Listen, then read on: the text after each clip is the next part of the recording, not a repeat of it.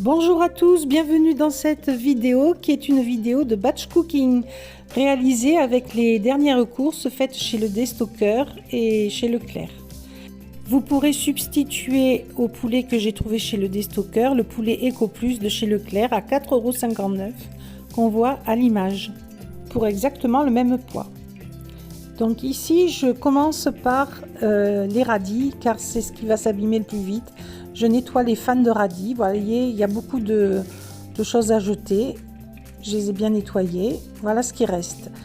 Donc je vais y ajouter des épinards que je lave également, voilà, parce que sinon j'en aurais pas assez pour faire mon pesto de fans de radis. Voilà, je vous montre les épinards que j'avais trouvé chez le Destocker, j'en ai utilisé une moitié de sac. J'ajoute des gousses d'ail, du citron, un peu de purée de sésame, du sel, de l'ail en poudre, voilà, et je vais venir mixer tout ça avec un peu de moutarde. Alors ce pesto on peut le servir en apéritif avec des toasts ou bien en entrée également avec les radis. Moi j'aime bien tremper les radis dans ce pesto et manger avec un peu de pain sans gluten. Voilà, donc je bourre bien le robot et je vais mixer le tout.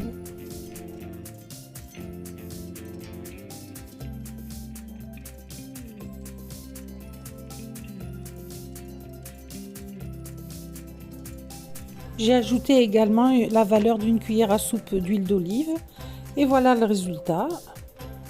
On rectifie les assaisonnements comme toujours et on transfère dans une verrine, prêt à être servi. Et on peut le stocker 3-4 jours dans le réfrigérateur sans problème et le sortir quand on en a envie. Ensuite, on passe au plat de résistance. On va cuisiner le poulet avec de la chair à saucisse dont on va le farcir. Voilà, c'est un poulet à 6 € bio que j'ai trouvé chez le Destocker. Dans la farce, je vais mettre également du saucisson à l'ail trouvé chez le Destocker. La chair à saucisse vient aussi de chez lui. Des noix. Avant toute chose, j'ai fait tremper des lentilles, un paquet de 500 g et du riz, le paquet également de 500 g. J'ai trié et lavé 3 patates douces et un oignon d'un précédent achat chez le Destocker et je les coupe en petits morceaux. J'émince l'oignon, 2 gousses d'ail et je les répartis sur un papier sulfurisé qui va au four sur une plaque. Je vais mettre de l'huile d'olive, du sel, du paprika fumé, des aromates de mon choix, voilà, de l'ail en poudre bien entendu.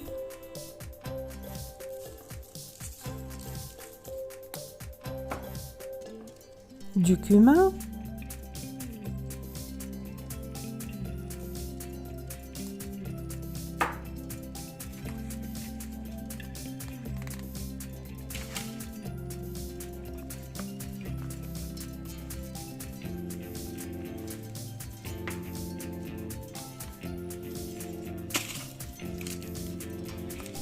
Du sel. J'ai lavé et coupé en deux des petites tomates trouvées chez le Destocker. Je vais mettre dessus un peu d'ail en poudre et de persil et de l'huile d'olive et les saler bien entendu. Comme des tomates à la provençale, mais de manière accélérée, on va dire, un peu rapide.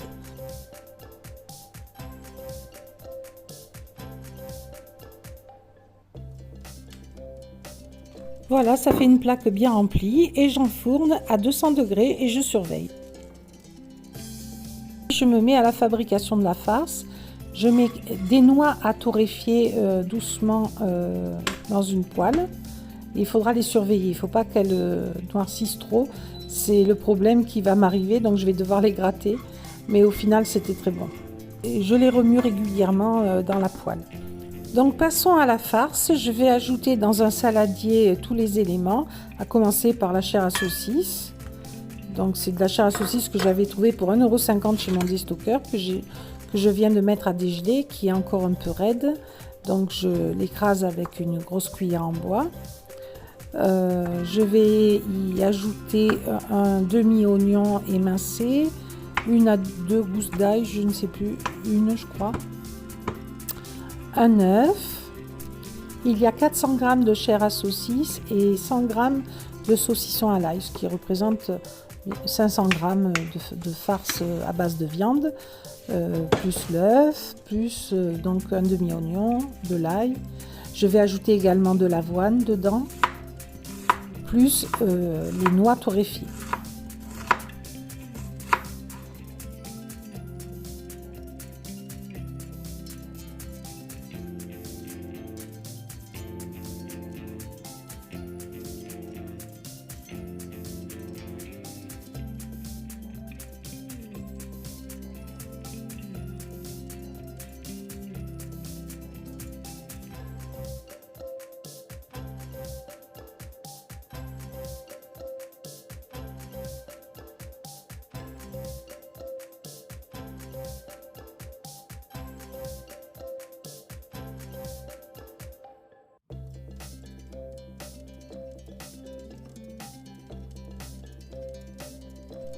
J'ajoute ail en poudre, persil, du sel de manière classique.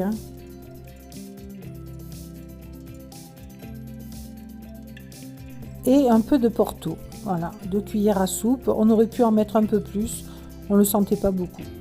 J'ai mis du Porto parce que c'est ce que j'avais. On peut mettre de l'Armagnac, du cognac, ce qu'on a envie de mettre. Dans la farce, si on a du foie de volaille, on peut en mettre. Si on a du foie gras, on peut en mettre. Voilà. Après, on fait toujours avec ce qu'on a. Donc là, pour aller plus vite, je mixe avec mon robot plongeant. Je coupe un peu les noix. Voilà. Et les ajouter à la farce.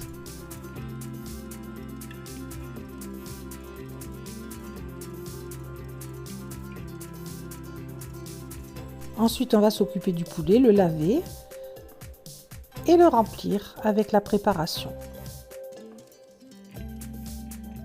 À la fin de l'opération, il me restera de la farce.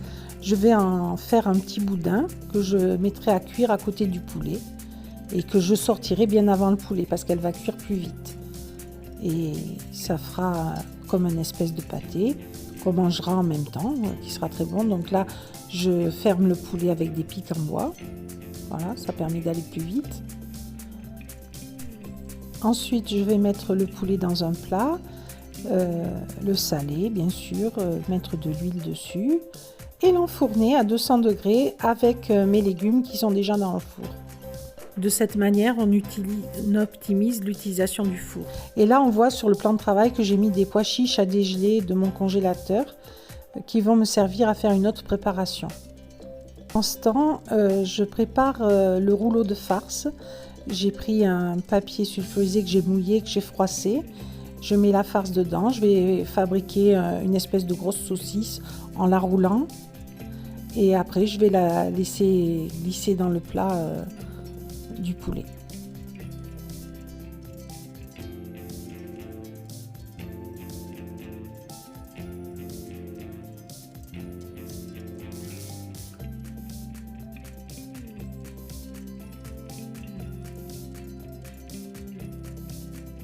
Voilà, là on voit que la farce est cuite, donc je vais la retirer et continuer la cuisson du poulet sur l'autre face.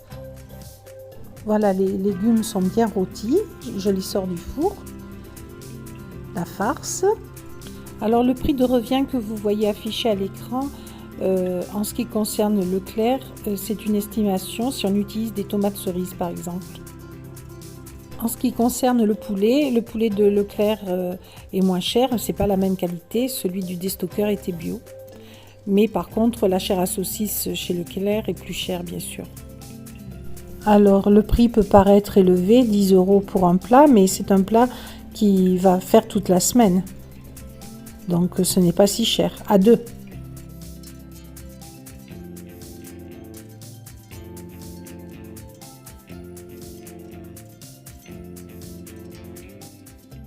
Voilà, il reste à découper le poulet, enlever les pics bien entendu et trouver l'os central et commencer à découper tout le long, le poulet en deux quasiment. Puis après, on va lever chaque partie.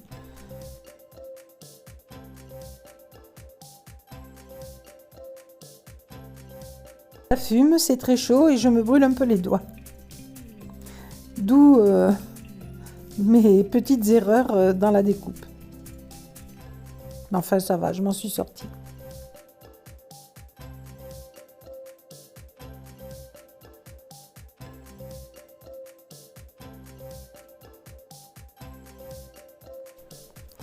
Et je vais fignoler le travail.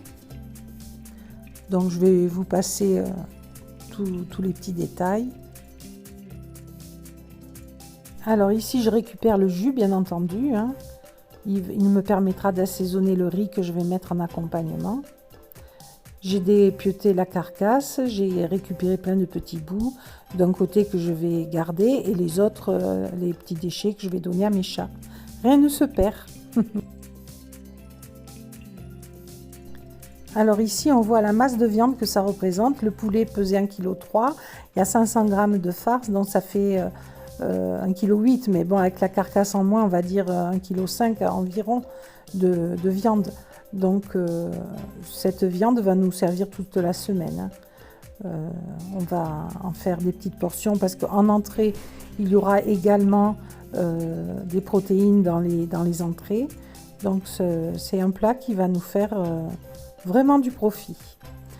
Donc là, je mets tout dans des boîtes hermétiques afin de les conserver.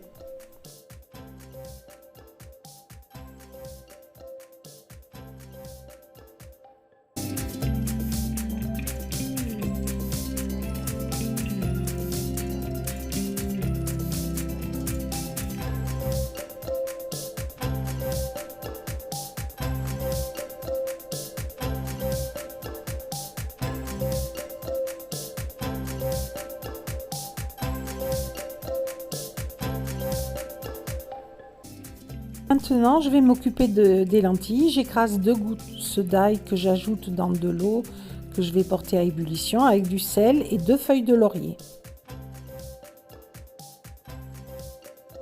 Ensuite, j'ajoute les lentilles et je les fais cuire 10 minutes. J'avais fait également tremper le riz. Je le rince 4 fois. C'est du riz basmati bio. C'est les 500 g. Je vais le faire cuire 10 minutes dans l'eau bouillante salée. Pendant ce temps, je pèle et coupe des pommes. Et voilà, mon riz est cuit, mes lentilles sont cuites. On entreaperçoit des asperges sauvages qu'on a trouvées en même temps, parties dans le jardin. Donc j'ajoute à mes 7 pommes 2 bananes que je coupe également en morceaux, des cranberries séchés, 2 grosses cuillères à soupe de confiture fraise framboise de Bonne Maman trouvée chez le déstockeur dans mon retour de course. Et je l'utilise dans le crumble parce qu'on l'a goûtée, elle est très sucrée et elle ne nous convient pas pour les tartines. Donc je la passerai comme ça. Des flocons d'avoine que je vais mélanger au crumble pour qu'il se gonfle des jus et que ce ne soit pas liquide. Je prépare la pâte à crumble. La recette, c'est 150 g de farine, 120 g de beurre et 75 g de sucre. Moi, j'adapte, donc je vais utiliser de la farine de riz et de la margarine, mais je n'en ai que très peu, donc je vais mettre 50 g de margarine et de l'huile pour arriver au poids. À peu près, j'ai mis 100 g de matière grasse. Et ça a marché, ça a fonctionné. Je préfère la farine d'avoine dans le crumble que la farine de riz, mais ça a fonctionné.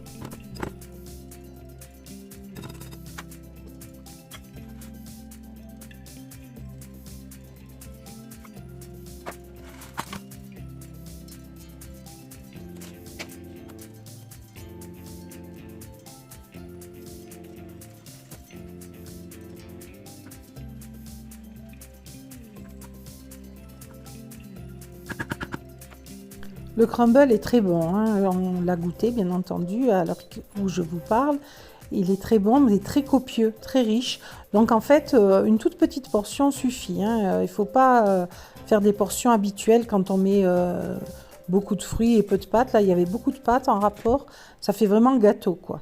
Voilà, je vais lui ajouter des noix que je vais mettre par-dessus, que je vais casser et mettre par-dessus, qui vont se torréfier vers la fin. Je les ajoute vers la fin, 10 minutes avant la fin de la cuisson. Et que pour tout le reste, j'ai enfourné à 200 degrés et j'ai surveillé. Alors j'ai mis des noix dans le crumble et dans ma farce de poulet parce qu'on m'a donné des noix et que je n'arrive pas au bout de ces noix. Donc je les mets un peu à toutes les sauces pour finir de les passer. Alors ici, je coupe un oignon que je détaille en petits morceaux parce que je vais faire des boulettes de lentilles. Je vais les... Alors c'est une recette que j'ai déjà fait sur ma chaîne dans mon premier défi petit budget que je vous mets en barre d'infos sous la vidéo dans une playlist dédiée que vous pourrez consulter où j'avais fait une semaine à 35 € pour deux en mangeant équilibré, en faisant mes courses chez Leclerc. Et donc, dans cette semaine à petit budget, j'avais fait des boulettes de lentilles que j'avais servies en sauce tomate et qui étaient très bonnes. Mais dans cette semaine-là, les œufs m'étaient comptés, donc je n'avais pas mis d'œufs dans les boulettes et elles étaient quand même légèrement friables. Là, dans cette version, je vais mettre un œuf, donc c'est beaucoup mieux. Et vous allez voir, je vais mettre également du riz. Et c'est vraiment, ça va très bien. Donc en plus de l'oignon, du sel, de l'ail en poudre, je vais ajouter du paprika fumé et un peu trop. Voilà, je vous conseille d'en mettre moins. Du coup, je vais en le goûtant me dire oh, c'est trop fort. Je vais ajouter du riz puisque j'en ai à disposition et ça va aller super bien. Donc voilà l'œuf en question, je l'ai ajouté. Du persil. En fait, on met les épices de son choix, hein. Moi, c'est ce que j'ai sous la main et qui me convient bien. Donc, je mets de l'avoine aussi pour sécher la préparation, parce que ça va absorber l'humidité en trop. 4 cuillères, donc ce qui fait à peu près 60 grammes d'avoine, de flocons d'avoine.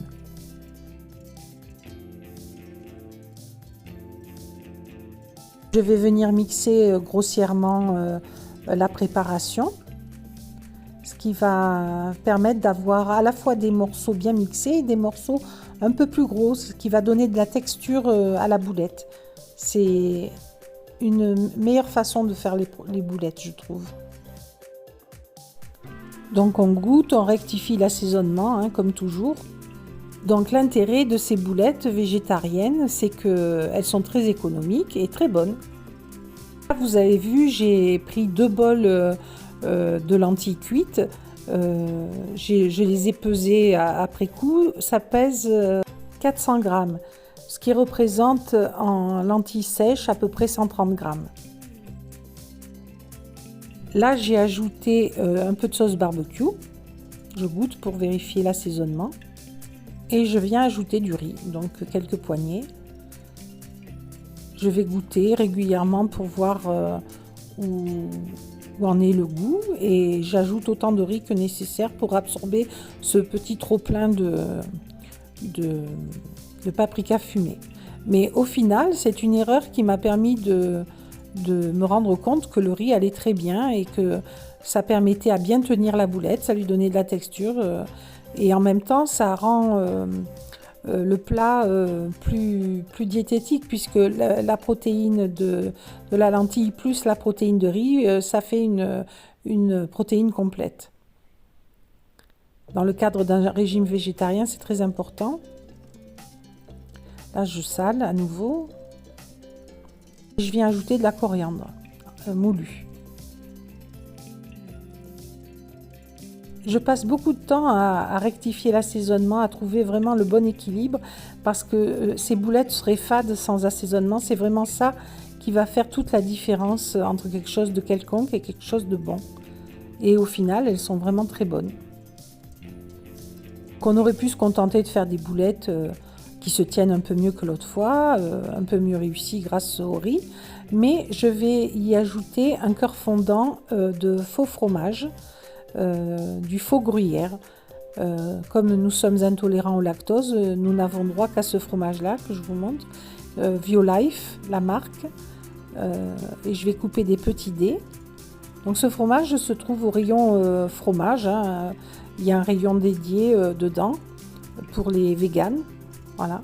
Donc je coupe des dés. Je vais former mes boulettes et mettre les dés dedans. J'ai fait ce type de préparation il y a quelque temps avec du porc que j'avais préparé et en farce comme là. Et c'était délicieux. Et du coup, je me suis dit, tiens, il y a un truc à faire avec les boulettes de lentilles et ça marche très très bien. Voilà. Donc là, je les forme. Hop, ça se fait tout seul.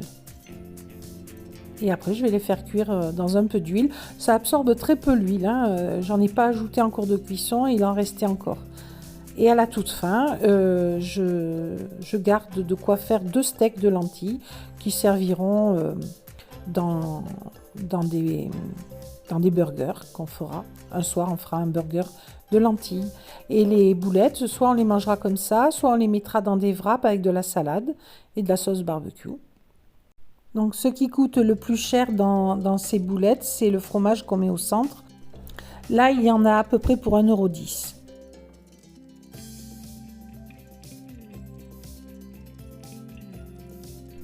Voilà, je vous montre le résultat, fondant au cœur. Et je les goûte et c'est très bon. Voilà, il y en a 21. Donc, je pense que ça nous fera 2 repas de boulettes à 2. Plus les steaks. Sur cette préparation de lentilles, il y aura 3 repas.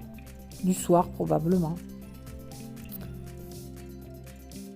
Voilà, je vous montre ce que j'ai réalisé. Donc, les steaks et les boulettes de lentilles que je mangerai avec des wraps et de la salade, le plat de légumes, le riz, la sauce, le plat de viande et les lentilles et le crumble. Alors les prix que je vous donne sont des prix approximatifs, bien sûr, suivant le moment où vous regarderez la vidéo, ce sera plus cher certainement. Et puis tout dépend de l'endroit où l'on va faire ses courses. C'est une approximation d'après ce que je vois dans les retours de courses des uns et des autres. Et d'après les prix que je vois chez Leclerc, bien sûr. Je ne compte pas non plus les condiments. Tout ça, ça a un coût, hein, c'est certain. Vous l'ajoutez, il n'y a pas de souci, hein, mais c'est trop compliqué pour moi de calculer quelques centimes par-ci, par-là, quoi. Dans le calcul total, bien sûr, il faudra ajouter le paquet de riz, le paquet de lentilles. Il y en a à peu près pour 1,30 € chaque. Voilà, donc ça fait 2,60 € à ajouter sur le total. Voilà, nous allons voir maintenant ce que je vais réaliser avec les lentilles qui restent et le riz. Je vais l'associer aux légumes et au poulet, le riz bien entendu, mais pas que. J'en ferai aussi une salade. Donc là, d'abord, nous allons utiliser les pois chiches que j'avais mis à dégeler et je vais fabriquer un houmous. Jusque-là, rien de surprenant. Donc, très classiquement, là, je les pèse pour voir combien ça représente et ça représente 250 grammes. Donc 80 grammes de pois chiches à peu près, hein, de pois chiches secs, si on les fait cuire. Donc je les verse dans le robot. Je vais ajouter un peu d'huile d'olive, un peu d'ail en poudre, un peu de sel, un peu de cumin, un jus de citron. Là j'en mets déjà une moitié, mais en fait j'en rajouterai encore. 2 cuillères à soupe de sauce tahini ou purée de sésame. C'est pas indispensable, hein, on peut mettre que de l'huile d'olive. Donc là j'utilise des pois chiches que j'ai mis à dégeler qui me restaient de mon précédent défi. C'est une recette très peu coûteuse, l'houmous. Bon, il faut quelques condiments, mais ça ne représente pas un très gros coût. Et les pois chiches, lorsqu'on les utilise secs et qu'on les fait cuire, c'est un prix dérisoire. Surtout là, pour une petite quantité. Donc c'est très économique. Je vous le recommande. Et c'est très bon.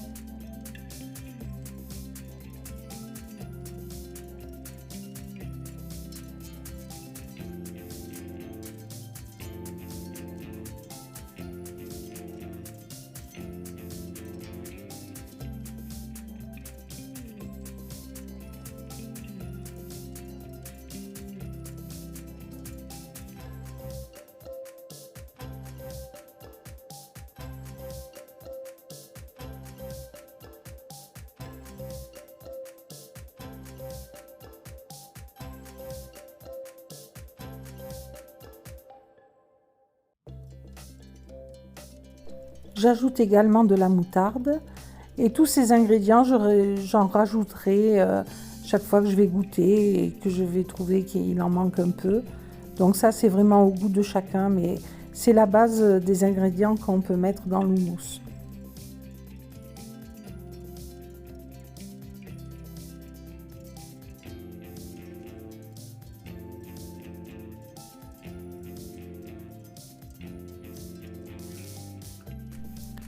Je sale là et puis je vais poivrer puisque c'est pas une préparation que je vais faire cuire. Donc je vais poivrer. Et bien sûr, je mixe le tout.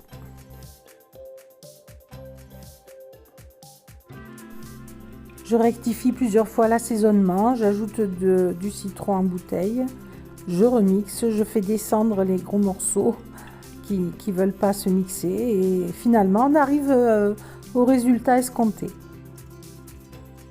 Alors j'aurais pu m'en tenir là, mais j'avais envie de faire une variante à cet houmous, donc je vais lui ajouter des morceaux de betterave, ce qui va le colorer joliment non pas en rouge, mais en rose foncé, et tout en conservant le goût de l'houmous. À peine sentira-t-on un léger goût de betterave, à peine, à peine.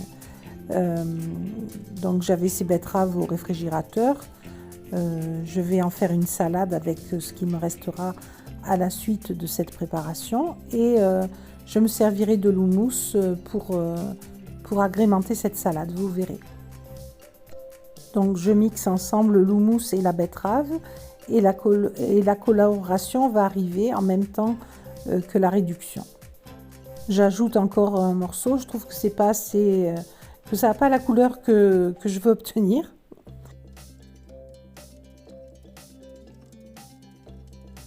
Voilà, je goûte pour voir s'il faut rectifier à nouveau. Et là, je suis satisfaite et de la couleur et du goût. Donc, on poursuit nos préparations. Je partage un oignon en deux. Je vais venir l'émincer et on va attaquer les prochaines salades.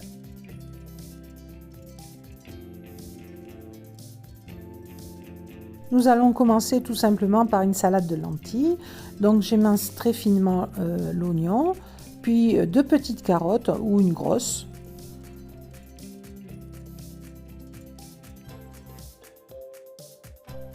Je vais ajouter tout ceci à mes lentilles que j'ai mis dans un saladier. Puis je vais l'assaisonner.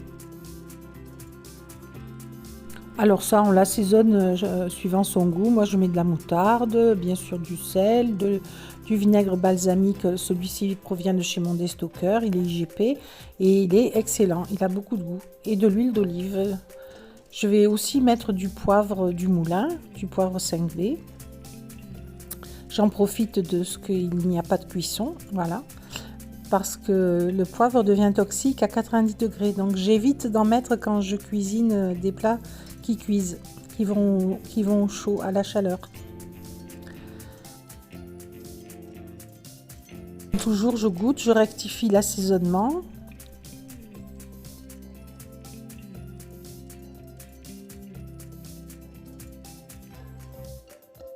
J'enchaîne sur la salade suivante qui sera une salade de betterave. Donc je les détaille en tout petits cubes. Je vais l'assaisonner à mon goût, pareil que tout à l'heure, moutarde, sel, poivre, huile, vinaigre, persil. Hors caméra, j'ai détaillé un demi-oignon que j'ai réservé dans le petit bol bleu et j'ai mis un petit peu d'oignon dans la betterave et l'assaisonnement dont j'ai parlé. Voilà le persil. Et puis je vais réserver. La troisième salade sera une salade de riz. Donc le riz, j'en réserve pour faire les repas de la semaine avec les légumes et le poulet. Mais je peux en prendre, il y en a beaucoup, je peux en prendre une partie pour faire de la salade. Voilà, donc j'ajoute de l'oignon, 2 cornichons émincés en petits morceaux. J'assaisonne à mon goût, donc huile d'olive, vinaigre. Là, je vais ajouter de la mayonnaise. C'est tellement allé vite à l'écran qu'on ne l'a pas vu passer. J'ai ajouté 1,5 cuillère de mayonnaise. J'ajoute des petits dés de tomates, de 2 tomates, de celles que j'avais dans mon retour de course de chez mon déstockeur. Je les ai pressées un peu dans l'évier pour faire tomber les graines et leur jus, pour pas que ça détrempe la salade. Là, j'ajoute de la ciboulette de mon jardin qui était au congélateur. Et là, je la termine. Ce qui tombe bien parce qu'elle est à nouveau sortie. Donc, c'est pile poil ce qu'il fallait. Je remue bien. Et voilà, c'est une nouvelle salade de terminée. Donc là, je vais ajouter comme des dés de feta à ma salade de lentilles. En fait, c'est de la fausse feta, du faux fromage. BioLife, pareil que tout précédemment. Il est très bon, ça ressemble vraiment à de la feta. Voilà, j'en ai mis à peu près la moitié du paquet, mais il était entamé. Et ça va lui donner un super goût à cette salade. Vraiment, ça va très bien avec. Voilà mes préparations. Donc là, je vais monter ma super salade. Vous allez voir.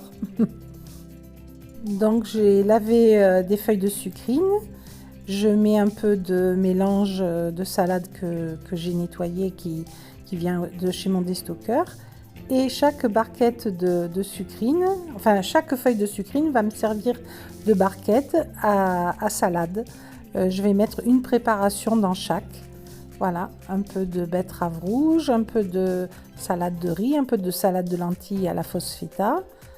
Et je vais faire 3 feuilles de chaque préparation. Ça rend bien déjà là, mais on va pas s'arrêter là. On va remplir un espèce de réservoir qui est comme une poche à douille et on va faire des petits, des petites boules d'houmous à la betterave sur la salade de lentilles pour décorer.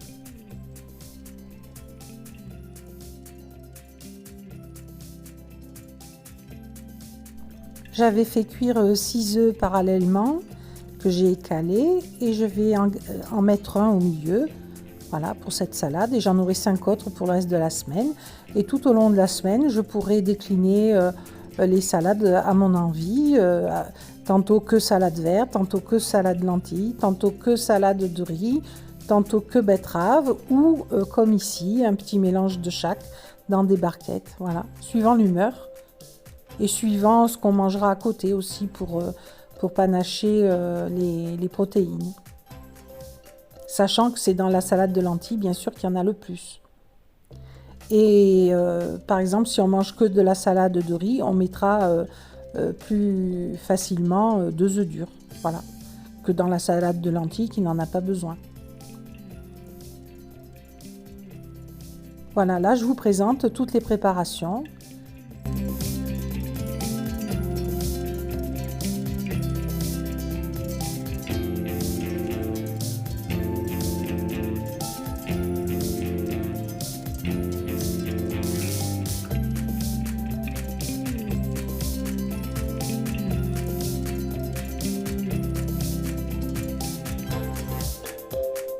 On voit qu'il me reste beaucoup de préparation, beaucoup d'œufs, beaucoup de salade, ce qui permettra de tenir largement toute une semaine.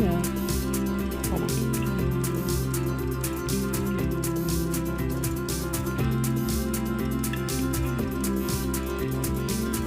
N'oubliez pas que sur cette chaîne, vous pourrez trouver de nombreuses recettes à tout petit budget, autour d'1 €, des défis à petit budget, 35 € à 2 pour une semaine en mangeant équilibré.